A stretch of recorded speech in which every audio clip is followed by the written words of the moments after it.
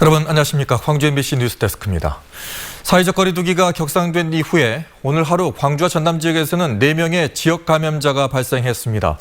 지역 감염은 진정세를 보이고 있지만 수도권의 확산세가 그치지 않으면서 지역 간 전파 사례도 늘고 있습니다. 방역당국은 다른 지역 방문 자제를 호소하고 있습니다. 이재원 기자입니다. 주말이면 관광객이 밀려드는 광주시 양림동 일대입니다.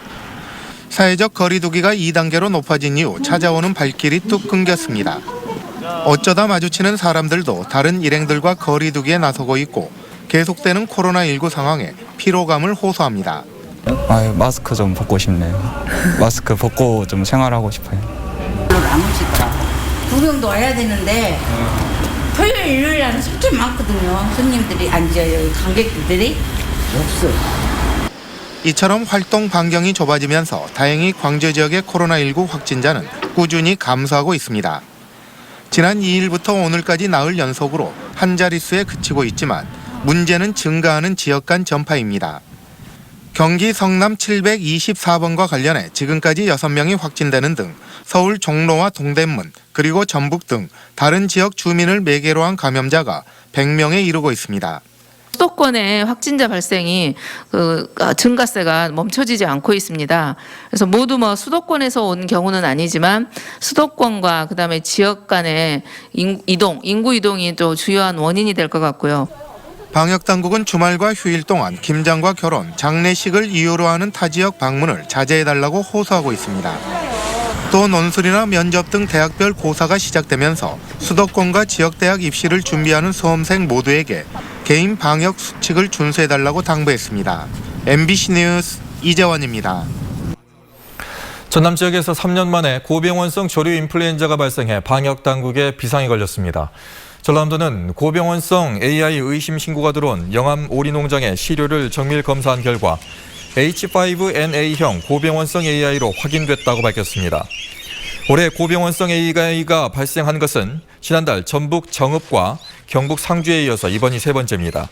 방역당국은 해당 농장의 오리 9,800여 마리를 살처분한 한편 반경 3km 이내의 농장 10곳 49만 3천 마리도 예방적 살처분할 예정입니다.